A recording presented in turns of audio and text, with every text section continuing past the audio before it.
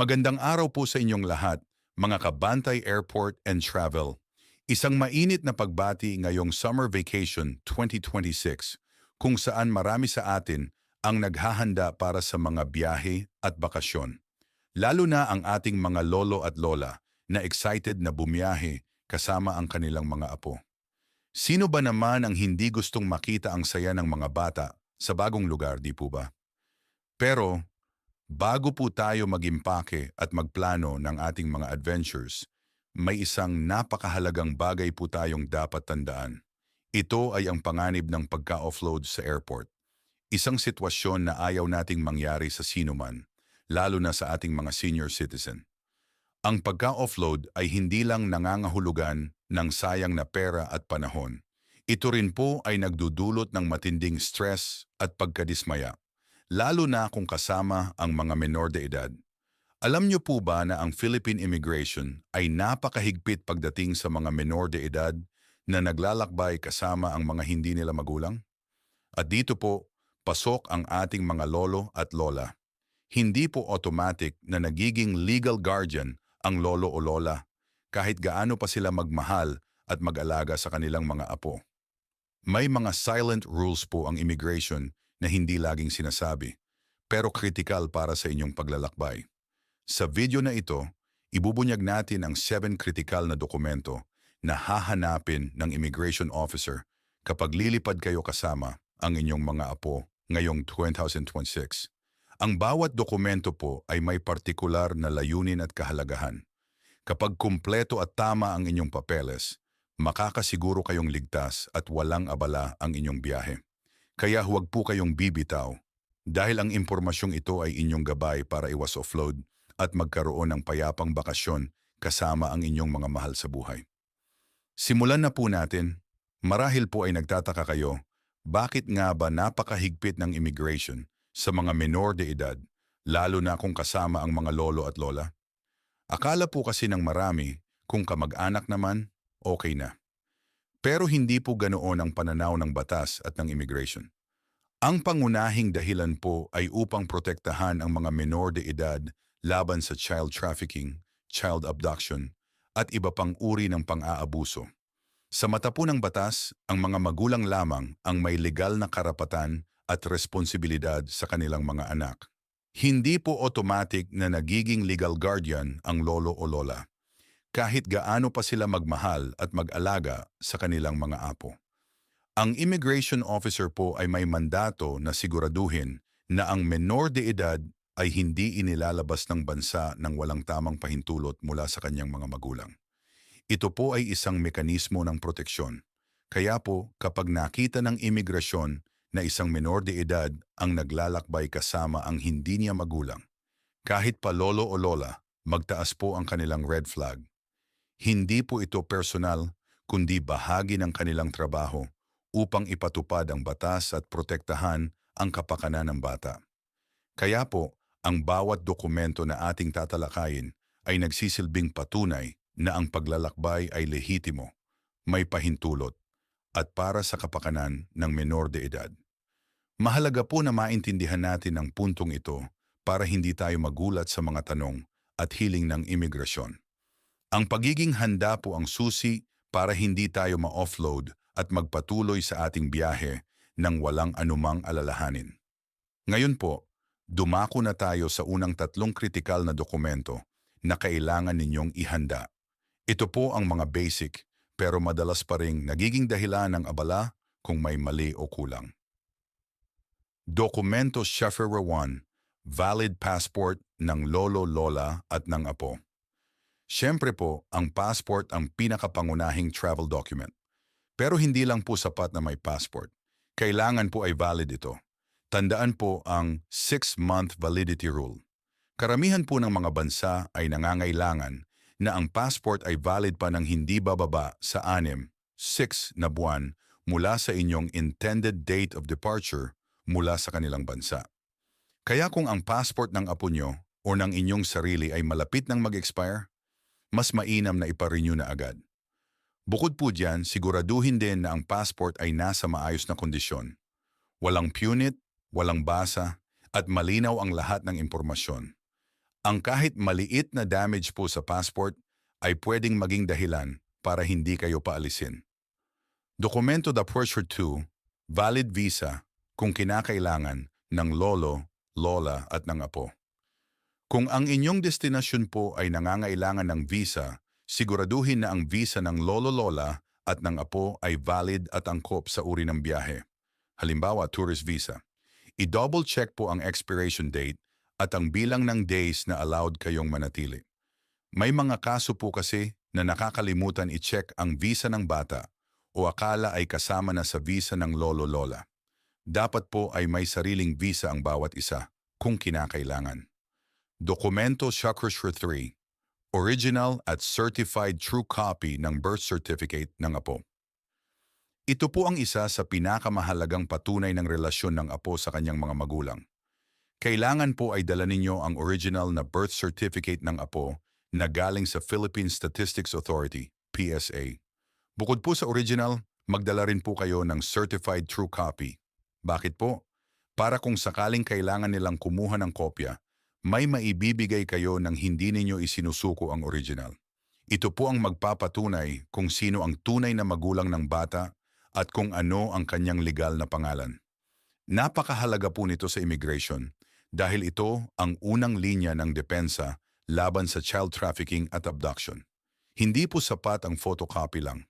Kailangan po ay PSA copy at mas mainam kung may certified true copy din. Ngayon po, dumako tayo sa pinakamahalagang dokumento na madalas po ay nagiging sanhi ng pagka-offload ng ating mga senior citizen, ang DFA Travel Clearance for Minors Traveling Abroad. Ito po ang pinakamatibay na patunay na may pahintulot ang mga magulang na bumiyahe ang kanilang anak kasama kayo. Ano po ba ang DFA Travel Clearance? Ito po ay isang permit na inisyu ng Department of Social Welfare and Development, DSWD, hindi po ng DFA para sa mga menor de edad na Pilipino, wala pang 18 taong gulang, na maglalakbay sa ibang bansa nang walang kasamang magulang. Ang DSWD po ang ahensya na may mandato na pangalagaan ang kapakanan ng mga bata. Sino po ang nangangailangan nito? Ang bawat menor de edad na Pilipino na aalis ng Pilipinas na hindi kasama ang alinman sa kanyang mga magulang. Kasama po dito ang mga naglalakbay, kasama ang lolo, lola, tiyo, tiya, kapatid, pinsan o sinumang kamag-anak. Kung ang menor de edad po ay may kasamang guardian na hindi niya magulang, kailangan din po ito. May exempted po ba? Opo, may mga exemptions. Hindi po kailangan ang travel clearance kung ang menor de edad ay 1. Kasama ang parehong magulang. 2. Kasama ang isang magulang na mayroong sole parental authority. Halimbawa, namatay na ang isang magulang o may court order na nagbibigay ng sole custody. 3. Kasama ang isang magulang na nagtatrabaho sa ibang bansa, OFW, at ang biyahe ay para dalawin ang magulang na OFW. Dito po, kailangan ng patunay ng employment ng OFW at ang relasyon sa bata. Meron ding DMW Advisory na nagbibigay ng gabay dito para sa mga OFWs. Kailangan po ay may valid OFW Pass o OEC ang magulang na OFW at dapat ay may kopya kayo ng kanilang passport at visa. 4. Mayroong valid immigrant visa sa ibang bansa at permanente ng maninirahan doon kasama ang kanyang magulang. Paano po kumuha ng DFA Travel Clearance? Ang proseso po ay may mga hakbang at dokumento na kailangan. Kailangan po ang application form, makukuha sa DSWD website o opisina. Original at photocopy ng birth certificate ng menor de edad, PSA copy. Original at photocopy ng marriage certificate ng mga magulang, PSA copy, kung kasal. Original at photocopy ng passport ng menor de edad. Original at photocopy ng passports ng mga magulang. Original at photocopy ng valid ID ng mga magulang. Original at photocopy ng valid ID ng kasamang lolo, lola, ang inyong ID po. Duly notarized affidavit of consent mula sa parehong magulang o sa isang magulang kung single parent o may sole custody. Dito po nila sasabihin na pinapayagan nilang bumiyahe ang kanilang anak kasama kayo. Kailangan po ay nakasaad ang pangalan ng lolo, lola, ang destinasyon at ang petsa ng biyahe. Two-colored passport size photos ng menor de edad. Confirmed round-trip ticket ng menor de edad at ng kasamang lolo, lola. Proof of financial support ng mga magulang o ng lolo, lola. Kailangan po ay kumpleto ang mga ito at isumite sa pinakamalapit na DSWD field office. May bayad po ito at may processing time, kaya planuhin po ng maaga. Huwag na huwag po kayong aalis nang wala nito kung kabilang kayo sa kailangan ng travel clearance. Ito po ang number 1 na hahanapin ng immigration at ang number 1 na dahilan ng offload. Bukod po sa mga nabanggit, mayroon pa pong ilang dokumento na magpapatibay sa inyong biyahe at magbibigay ng kumpiyansa sa immigration officer. Ito po ang mga karagdagang patunay na maayos at lehitimo ang inyong paglalakbay. Dokumento, Jur 5, Notarized Affidavit of Support at o Guardianship. Kung kayo po ang sumasagot sa gastos ng biyahe ng apo o kung kayo ang magiging guardian niya habang nasa ibang bansa, kailangan po ang isang Notarized Affidavit of Support o Guardianship.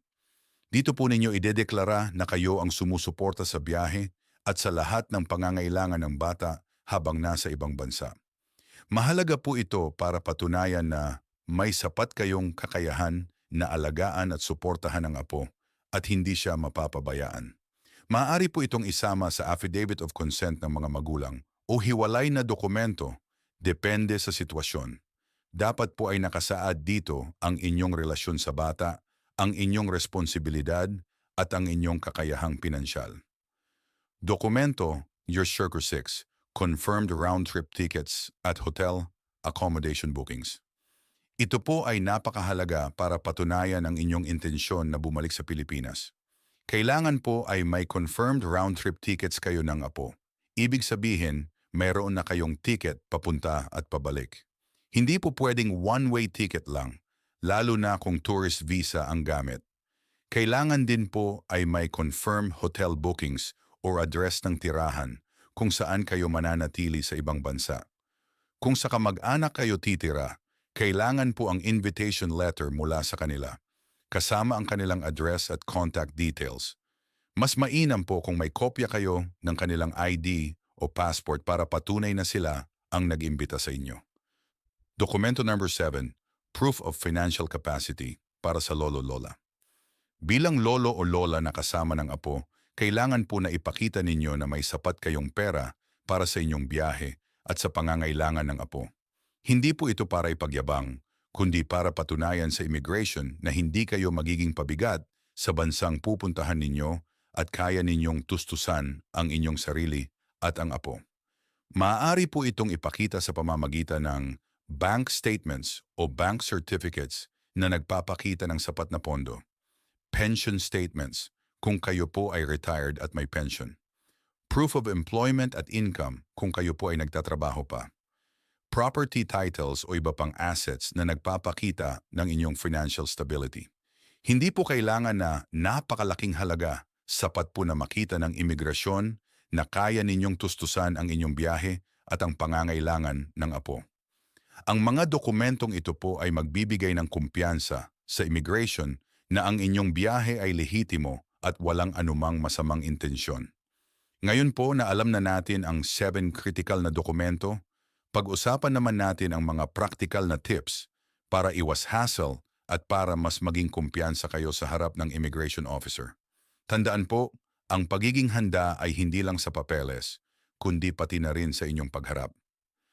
Tip Parmesan 1. Ayusin ang lahat ng dokumento.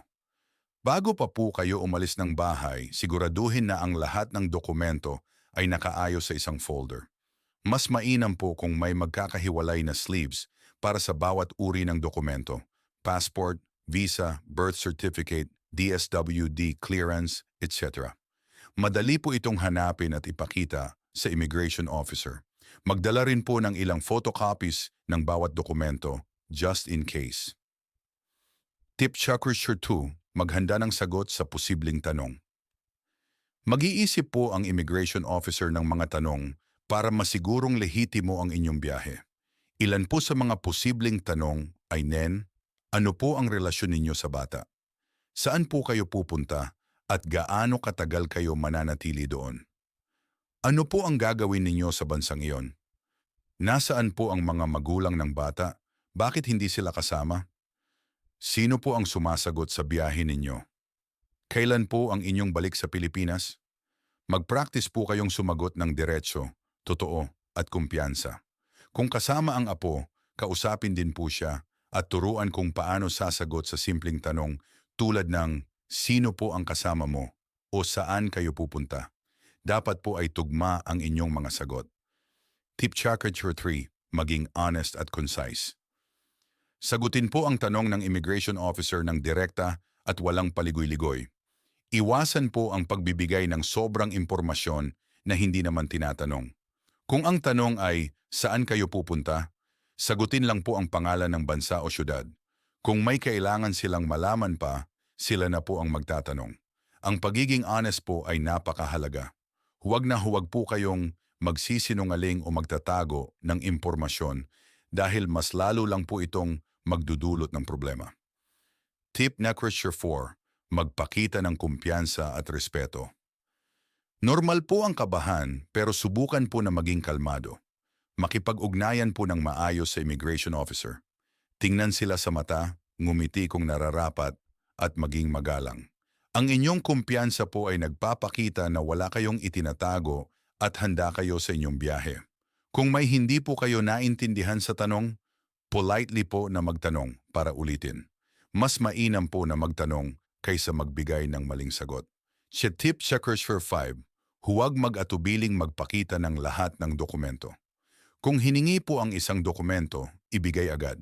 Kung sa tingin ninyo ay makakatulong ang isang dokumento kahit hindi pa hinihingi, maaari nyo po itong i-offer. Halimbawa, Sir Ma'am, narito po ang aming DSWD Travel Clearance.